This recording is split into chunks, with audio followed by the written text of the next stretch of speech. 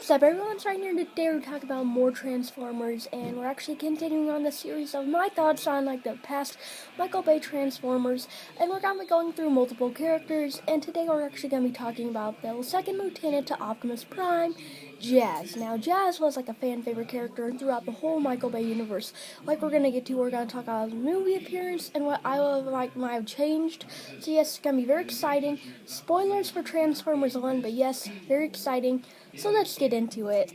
And before we get into it, guys, of course, spoilers for the first Transformers movie, so let's get into it. So like I said before, we're going to be talking about Jazz, what he did in the movies, and also how would have I handled him if I was a director. So if you remember the 2007 Transformers movie, you will probably remember when Jazz actually came to Earth along with the other Autobots being Optimus Prime, Ironhide, and Ratchet when Bumblebee actually sort of sent up that signal for them to come to Earth. So of course, when all the Autobots land on Earth, they land in different locations. So after seeing the scene over and over again and thinking about it, I do think Jazz actually landed in that baseball stadium. So after landing, Jazz would immediately know to actually find vehicle mode because people would actually see him in his protoform, so he actually made his way to a Cadillac dealership, and after looking at a whole bunch of the cars that were there, he actually found the one he wanted, scanning the vehicle mode and taking it as his. And then, of course, a little later you would get to see Jazz with the other Autobots meeting up in that alleyway, and he would look different from his protoform because, of course, he would take on some of the traits of his vehicle mode.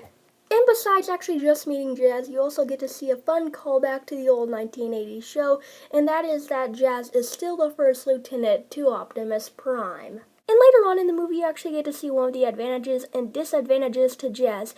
He's actually the smallest Autobot, so when they're trying to hide from Sam's parents, it's really easy for him to actually find a hiding spot because he can actually just squeeze into those tight hiding spots, making it easy for him to hide.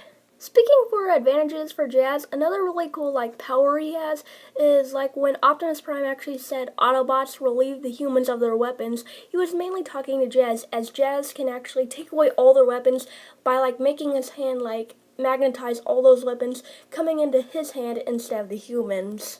But on the other hand, you can also see the caring side for Jazz because you can tell how he's the first lieutenant to Optimus Prime because when all the Autobots were talking except Bumblebee because he was taken by Sector 7, no one was bringing up how to rescue Bumblebee until Jazz brought up what about Bumblebee? We can't just leave him behind to be some human experiment, and it tells he would probably do the same for Ironhide, Ratchet, or even Optimus Prime.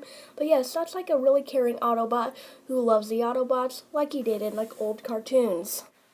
I do think this was a good example of how Jazz is not just there for style, doing flips and stuff and doing his acrobatic stunts and stuff, which he can do since he's so small. I think it really shows that he has a kind spark and he's willing to do anything for the Autobot cause because before, he loves the Autobots. And that was just one time he actually showed that he had a good spark. Another time was when he was later on in the movie where he actually faced Brawl, who was a way bigger Decepticon than him, but he still tried his best to take Brawl down by even disabling some of his cannons, but then Brawl threw him off. But then Jazz just came immediately right back and actually started firing at Brawl again. Even though he had the help of Ironhide and Ratchet, he still gave it his best. And another time was later on in the movie when Jazz was actually trying to escort some humans with Ratchet. He actually saw that Megatron approach the battlefield and he tried to land a couple shots on Megatron, which some did hit Megatron, but then he was met with a painful blast by Megatron's blaster. Then that was actually the thing that actually made Megatron totally focus on Jazz, as he actually left behind Ratchet and the humans and picked up Jazz and took him to a nearby tower where Jazz continued to fire at Megatron, saying, "You want a piece of me? You want a piece?" And sadly Megatron said, "No, I want two," and Jazz was actually ripped in half.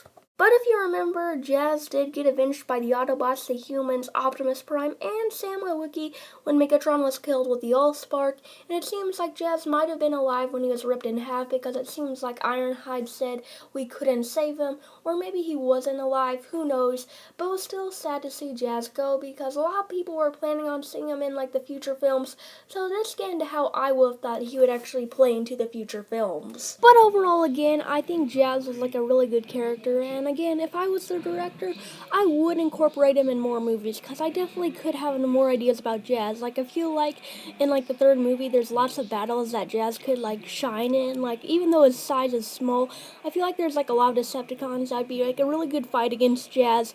So yes, again, if I had control like the Jazz character, I would probably actually save to kill him off until maybe the third or fourth movie. And another thing, if Jazz survived, I would probably add him being friends with Sideswipe and also Mirage, because it'd be fun because they're all like the same height, and it'd be fun to be like a trio of these small Autobots but are still very powerful. But yeah, that's just one thing I probably would have added if I was a director.